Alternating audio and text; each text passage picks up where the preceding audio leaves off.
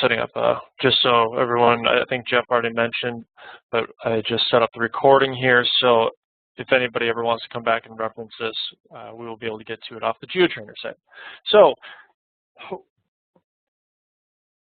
one of the major reasons, I guess I titled this presentation, Gauging the Health of Your Geothermal Loop Field, because the reality is, if you're not monitoring your loop field, you have no idea if it's working properly or appropriately, what your energy savings are, how efficient your heat pumps are running. You're really kind of just letting the system run wild without really understanding if it's functioning or not. So you can't really determine if your system is healthy and functioning if you're not monitoring it.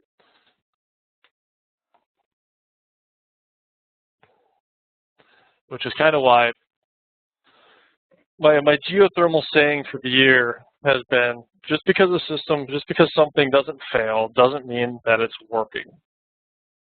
And it's really quite true, especially in geothermal systems, because failure of these systems doesn't really happen immediately. It's not necessarily something that you're going to see the next day after you start up a system.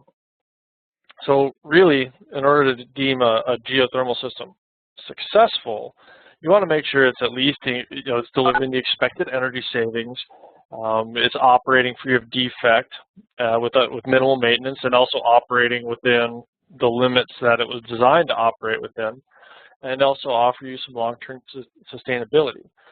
Loop field piping has warranties of 50 years, and if they're designed well, it could probably last much, much longer than that.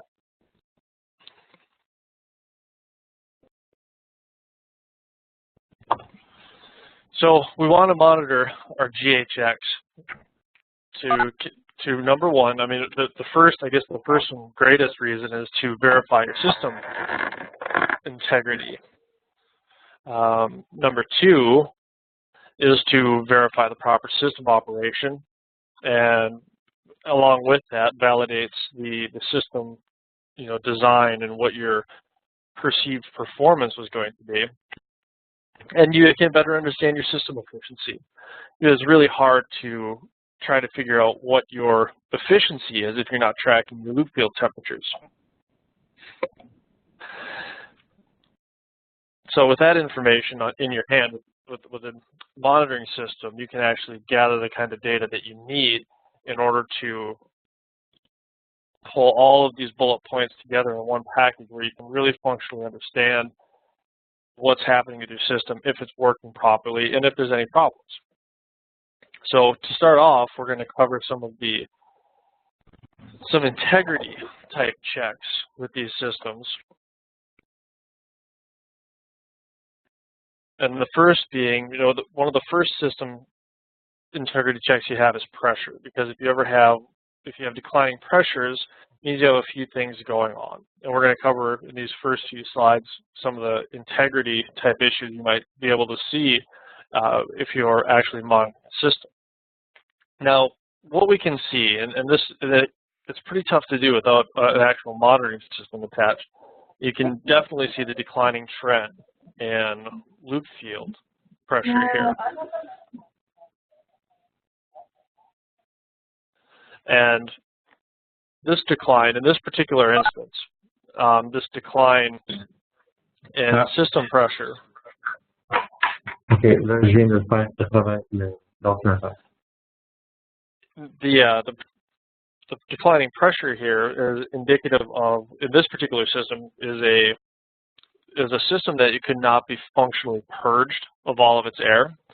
And so what we're able to do with the monitoring system is keep an eye on the pressures and trend it out and let them know, we could watch this trend and kind of get ahead of the curve and see when the pressure is going to start getting to a low enough area where it might become a problem for the system.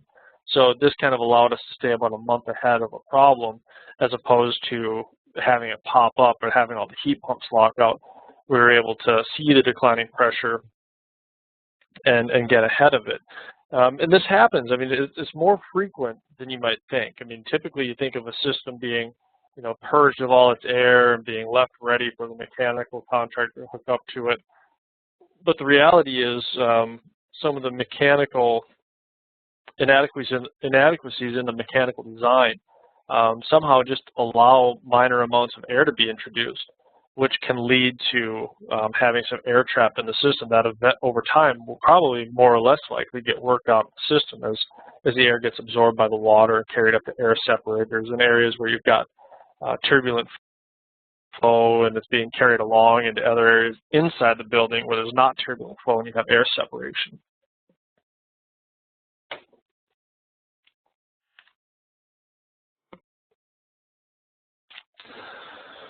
Other things you can spot in a system would be something like this, where in this particular instance we had someone was actually taking a glycol sample from the system to test the glycol level. Well, due to the incompressible nature of circulating solution, basically taking a pint of fluid dropped the system 7 psi. And that drop, you can see here that you wouldn't have to take very many samples to really drop the pressure down into an area where the system might not function very well.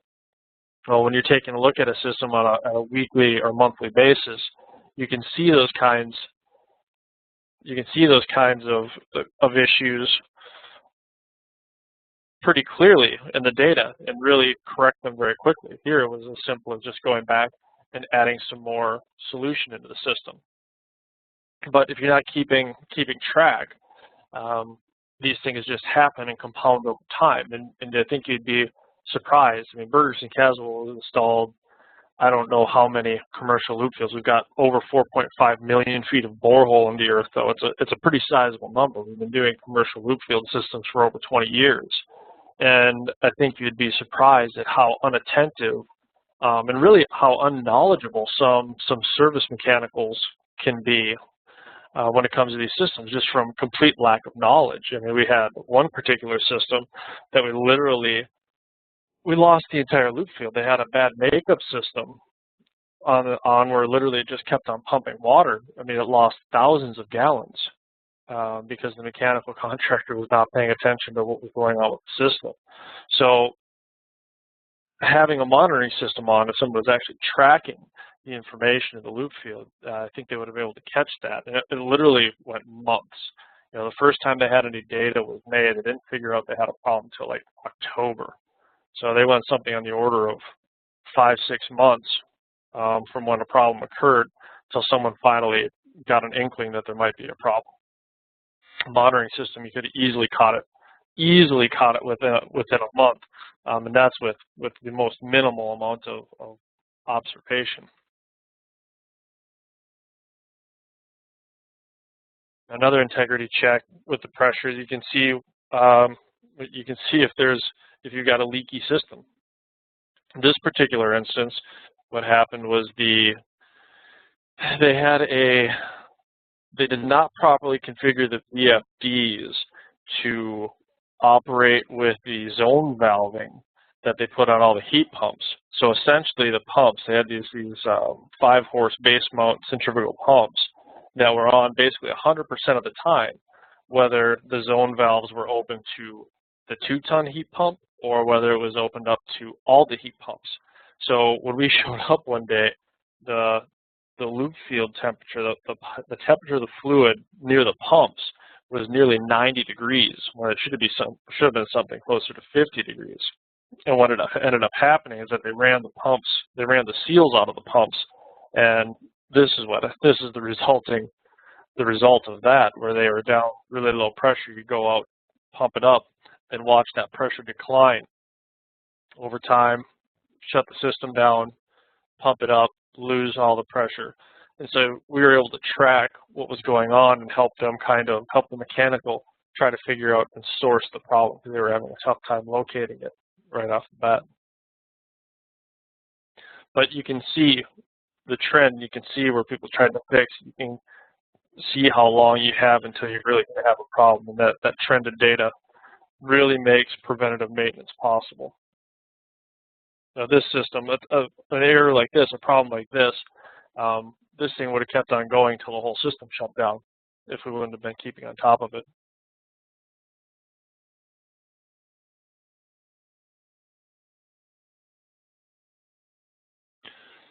So aside from physical defects that may happen in the system where you're losing pressure, which is kind of a physical problem with the system in terms of leaks, air removal, things of that nature. Now we can look at other things like thermal integrity.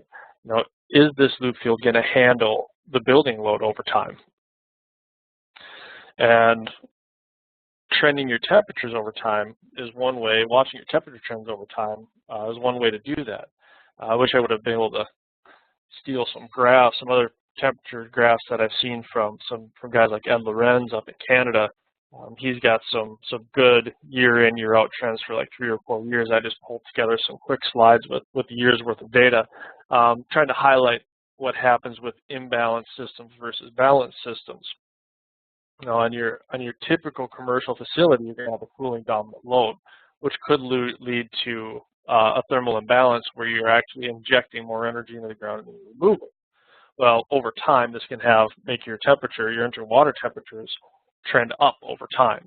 So monitoring your system can kind of see if you're following your anticipated design trend, or if it's going out of control or not, if it's actually getting to, heading to temperature levels where your building will be unsustainable or will not be able to satisfy the load of the building. And we've dealt with a few of those situations where people have gone back and tried to figure out, well, why is our geothermal system failing? And it really comes back to the energy models and the calculations, and they did not have good monitored trended data like this, so they had a really tough time trying to figure out what was going on. All they knew is that their system was getting hotter and hotter, and they couldn't really tell how much energy they were bringing in and out of their system. This kind of information, you can very clearly see when you started the system, the energy being put back into the ground, and then you see it coming back down almost to meet up where it started the year before. So you've got a good look here to see that, yeah, this is looking like a nice balanced system that's going to be happy for many years. And who knows, if we would have trended this out for 3 or more years, maybe we would have seen that it would have slightly varied one way or the other. But this is probably going to be pretty stable.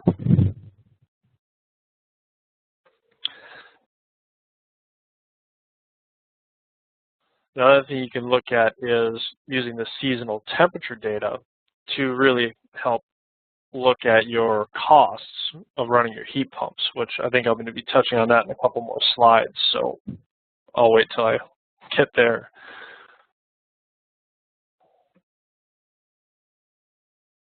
Now, as we said about imbalanced loads, where you're pulling your loads one way or the other, I just truncated the graph from the previous page, but you can imagine what would happen if your building loads profile looked like this, if your temperature trends look like this, where it did not come back down to meet up with the previous year, then you're definitely ahead of the curve in terms of temperature injection versus extraction.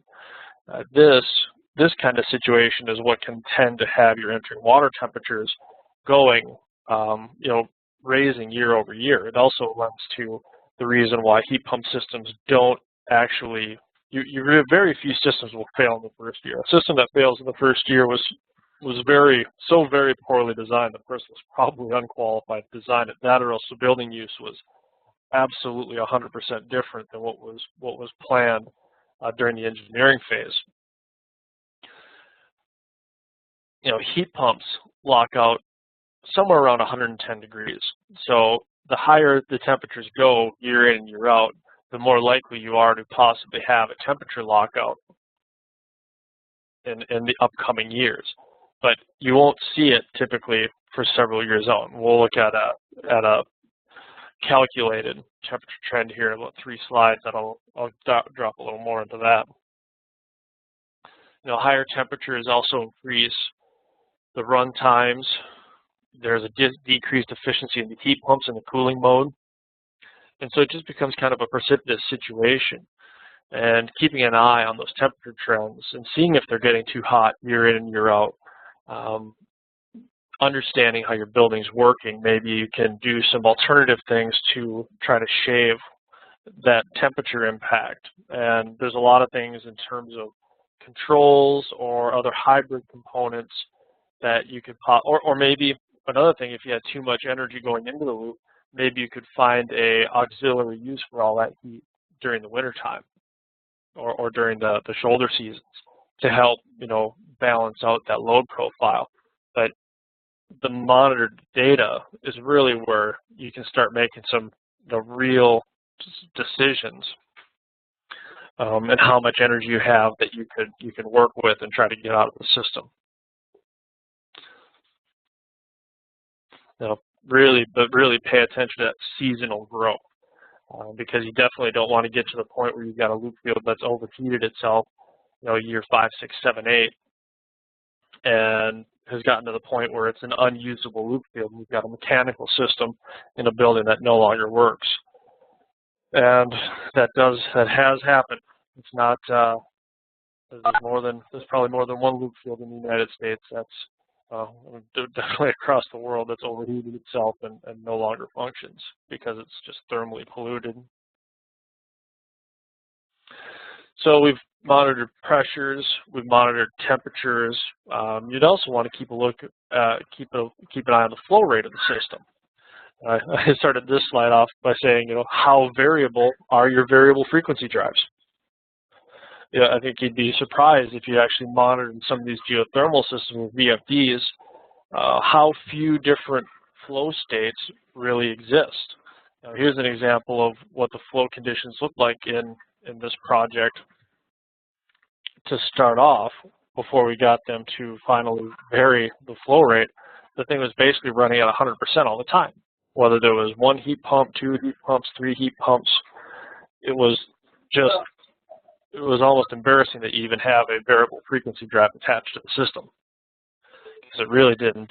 It really wasn't serving any purpose. You look how many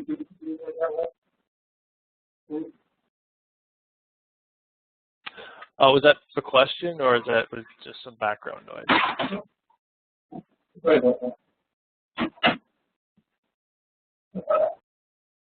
Okay. So you can see here, basically just on full time.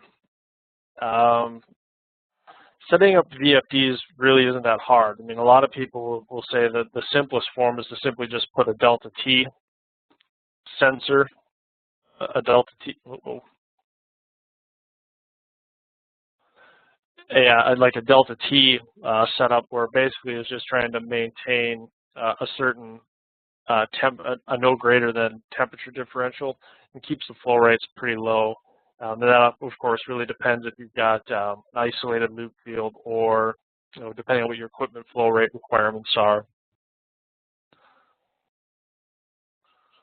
But watching the flow is highly critical to make sure you actually have a working, functioning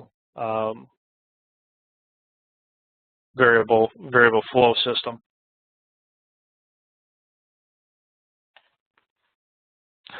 So after you discover that you had a system that was working like that, you go back in and say, hey, well, we need you guys to look at the flow settings for the system. That's what a variable frequency system should look like. The flow rates are all over the place, constantly changing depending on how much of the system is actually calling for use. And so being able to monitor it allows us to see what's going on with the flow rates and better understand the building uses too.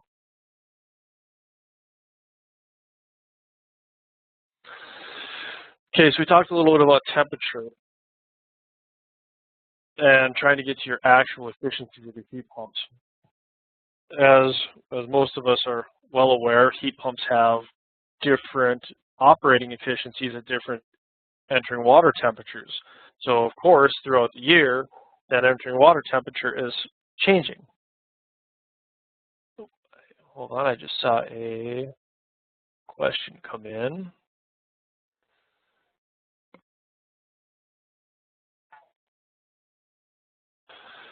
I actually have, John actually put a question in about pressure sensors. Pressure transducers are not very expensive. I want to say even your most expensive high-end stainless steel Kellys are only about $100 a sensor.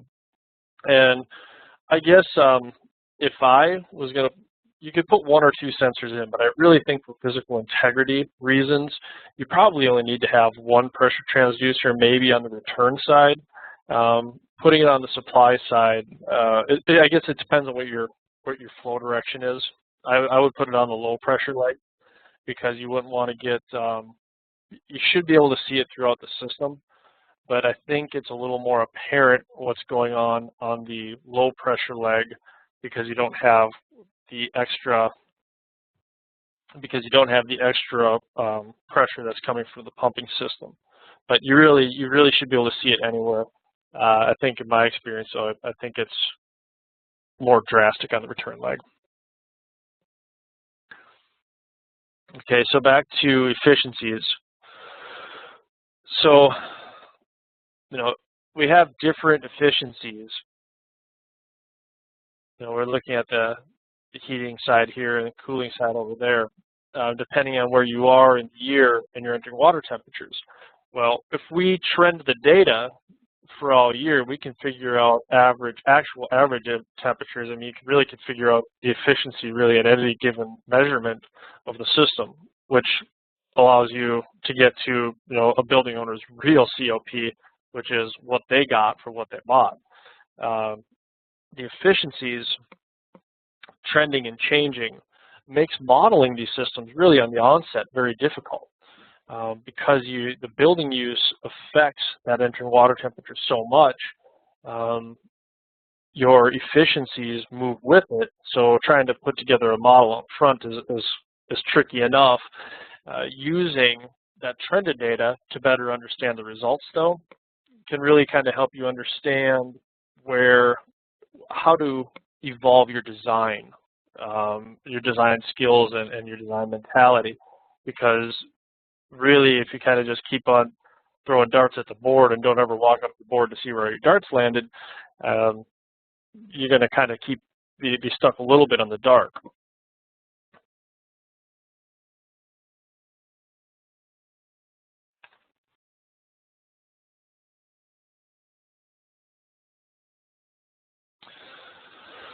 Okay, so verifying performance. That leads us to verifying performance, which in the engineering field, we all should be very curious about what we've installed and how well it's working.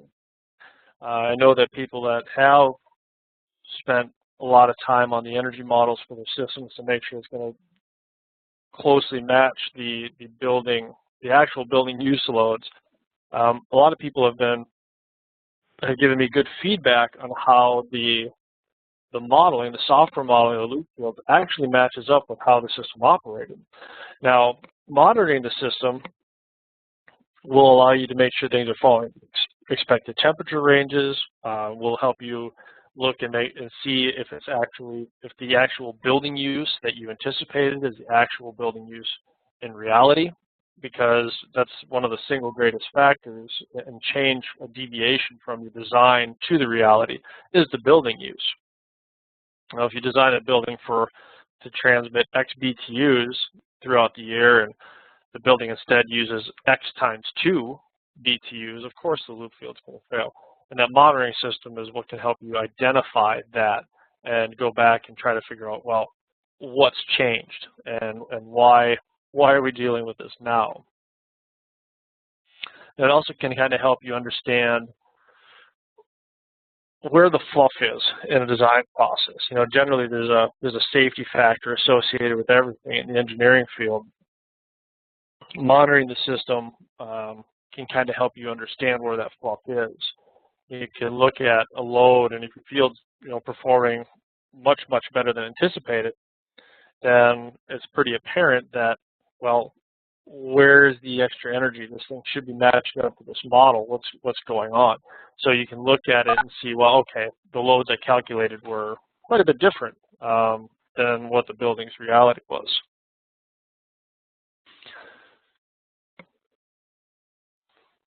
Now, and when you use programs like GLD, the designs are iterated for many, many years. As we look at this graph here, you can see that this is something on a 300-month projection. So being able to see the entering water temperatures trending throughout the year, and then being able to match that up to a building performance and seeing if you're matching there, it really allows you to see if your design process was upheld, or if it's not matching, if your system is not matching what you predicted, go back in and figure out why. And as I mentioned before about the trending of imbalanced systems, like I said, even I would say that this design, this loop field design, was probably highly imbalanced and possibly even a little questionable. But you can see that even and it's intentionally done so. It's intentionally done for this particular example. You can see even in a relatively poorly designed system, in year 1 the heat pumps had no problem. In year 2 it got up to about 83. Year 3 got up to 85. We're all the way out into year 6 before we get up into peaking temperatures in the 90s. And this system with these heat pumps on it, if it followed this trend all the way over time, really isn't getting into the territory where you're going to see heat pump lockouts until somewhere 12 years down the road. So, but by year 5, if you had monitored information that looked like this, year 1, 2, 3, 4, 5, by year 5, you should be able to see that there's an issue coming. If you're not monitoring this information, if you're not recording it, 12 years down the road, somebody's going to start having problems with their loop field, and nobody's going to know why. Where all the way back here, we could have tried to do something about it, putting on a fluid cooler, finding an auxiliary use for the heat, things of that nature.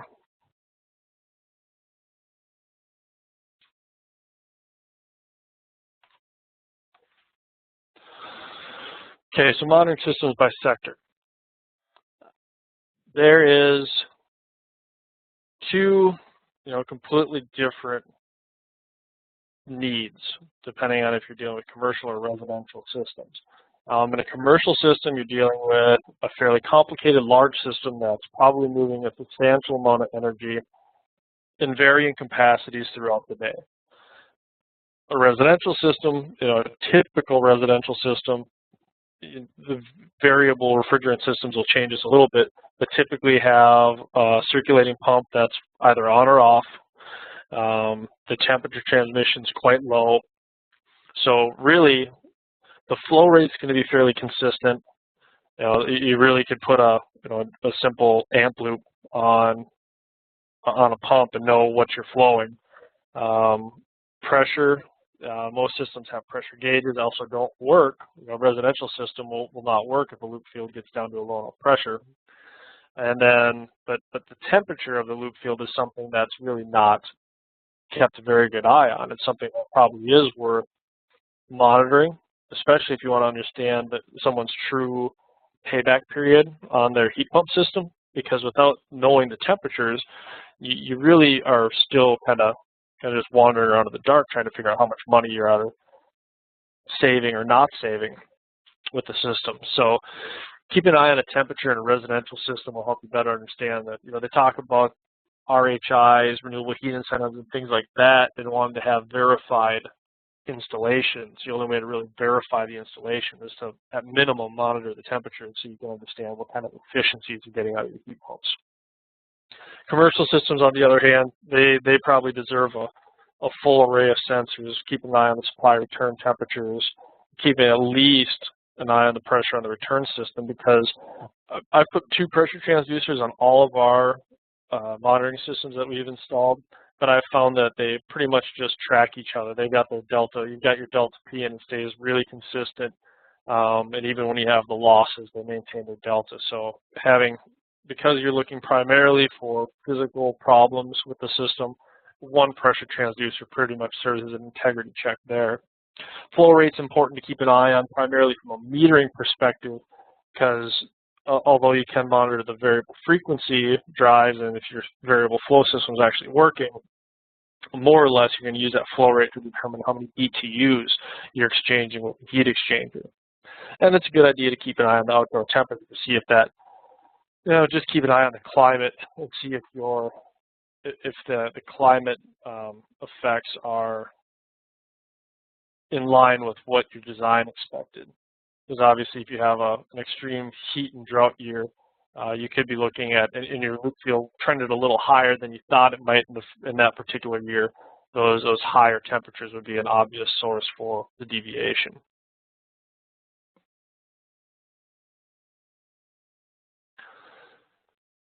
Other things you can kind of get out of a residential system, though, if you're trending those temperatures, it's at there's an electric co-op down in Oklahoma right now that's currently retrofitting a lot of homes and building a lot of new homes with heat pump systems. Well, a certain percentage of these heat pump systems end up not working, and I think 90% of all the systems that weren't working, they went back and kind of found there was some behavioral adjustments that the homeowners were making because they felt they had such a efficient system they could just turn that thermostat down just a little bit farther. Well, of course, that puts a lot more stress on the loop field. Where if you had a monitoring system on it, you could see that stress coming, and you could even possibly recommend to a homeowner to adjust their use so they can preserve their loop field for the year. There's similar preventative attributes as well, being able to stay proactive and be ahead of problems before they arise. In terms of metering, heat pump systems with monitoring systems on them could potentially be used for renewable heat incentives. You could use monitoring systems to meter out community loop field use if that opportunity ever arose, and other BTU-based incentives.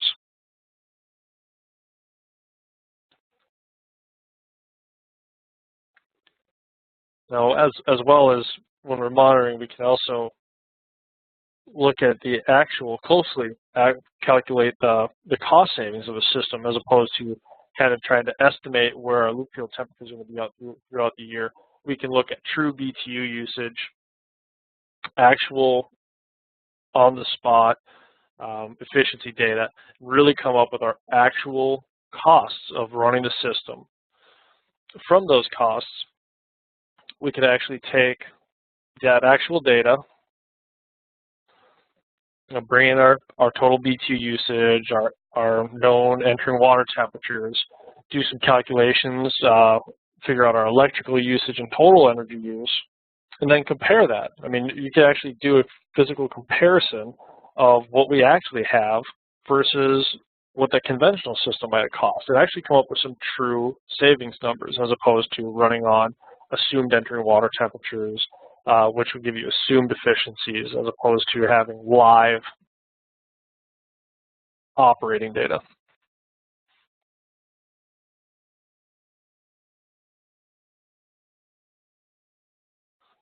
Okay, I just want to make sure that I skipped a slide. So the key values of monitoring: preventative maintenance, see the issues coming and be proactive. Loop fields, I don't really think you want to run them all the way to the ground and then try to build them back up. Monitoring the systems allows you to get ahead of the problems and make sure you can fix the physical problems before the heat pump starts shutting down and you have other greater problems like air trapped in your loop field and things like that. You'll get a much better understanding of how well the GHX is working. You'll be able to understand, what's going on in season 1, season 2. You'll be able to see what's happening in terms of your backup systems. There are certain instances where I've seen a boiler backup system kind of come on at a certain entering water temperature, which kind of robs the loop field a little bit in terms of having true geo-exchange where you're removing as much as you're injecting heat as much as and being able to monitor that information and see where you're kind of not removing the amount of heat you should be can help you figure out how to adjust your control system to get a better exchange and have a more sustainable system over time. And that will just lead to a better understanding of the mechanical system as a whole. Monitoring a loop field will allow you to verify your design intent. It will let you validate your energy model and validate your ground loop model. Watching these systems year in and year out will allow you to really become a better designer. You can also monitor for RHI credits. I know it's something that's used quite a bit in Europe. I think Maryland in the United States has an RHI program for loop fields. And for general record keeping, knowing how a system is operating from year to year will help in the long run. If there ever is a problem, you'll be able to go back and see what was happening year in and year out as opposed to what's happening now. So thank you for your time. I appreciate your help, and I appreciate your time in coming in and listening to us talk about monitoring systems. Is there any questions that I can answer? Feel free. I'm gonna unmute everybody's lines here, so feel free to type in a question.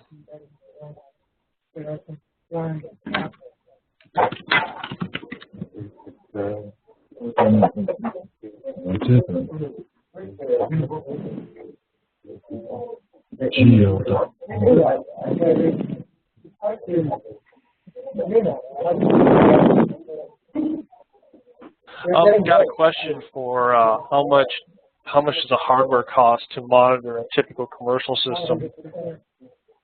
Really, it can vary. It really depends on how interactive you want your monitoring system to be. If you design where it's literally something you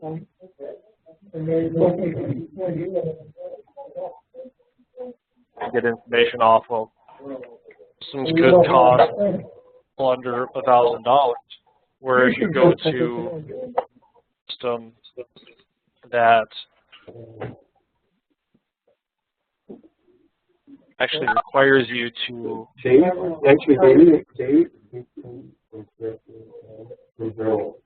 different. Hold on one second. I'm actually trying to.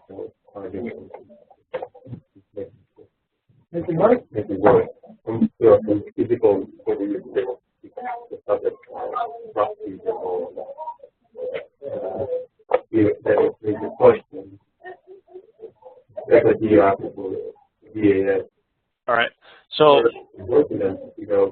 what's going to be loading up is going to be F1 to be modified all back in 2003.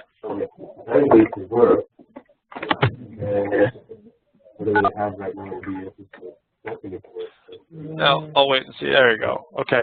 So you can see here in this system, a monitoring system like this could cost somewhere in the neighborhood of $10,000. But this thing has got email, FTP capabilities. It's got its own web generation tools inside of it. So you can go from something that's as complex as station to something that's relatively inexpensive, depending on what you want to do with it. Got a question. I've tried to use building automation systems. The question is, are we monitoring systems with the BAS or independently? And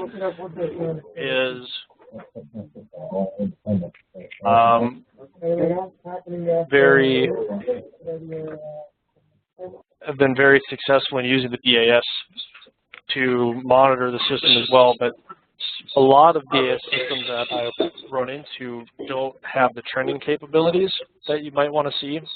The ones that do, the ones that you get people to set up properly and report properly, I would absolutely try to use the BAS, but sometimes your access gets limited to it. In my experience, at least, from a contractor, being the actual geothermal loop contractor, people are aren't very willing to give out their login information and everything. So we always end up putting on a standalone system And for us, it works well too because it streamlines the whole operation. Hey, if you want to fix the system, you have to access the DAL. Okay. And yeah, so another question was how most BAS systems monitor points every 15 minutes, which is probably a fair, on a commercial system, is a very fair sampling interval.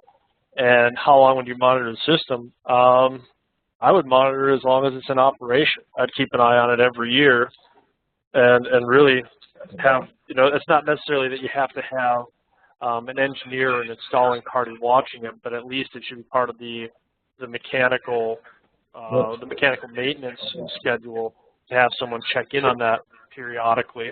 And the way the systems are, it just doesn't take that much time. As long as you're not mired down and writing a report every month, just checking in on it every month and seeing the trended data every week takes minutes nowadays.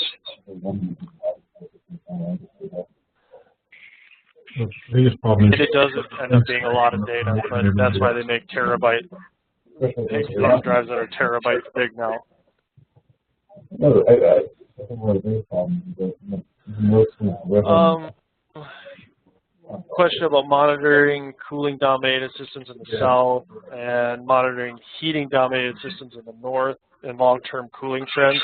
I have yet to find the commercial application that has enough heating imbalance to cause a cooling trend in the soil. I'm going to say all of the commercial systems that we put monitoring systems on have ended up being cooling dominant, to where the temperature trends were always kind of increasing versus decreasing.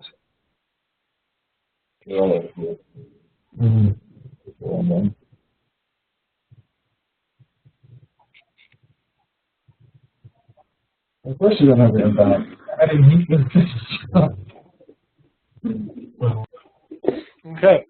Well, I don't see any other questions coming in, so unless there are any other questions, I am going to just thank everyone once again for taking the time to join us for our presentation today.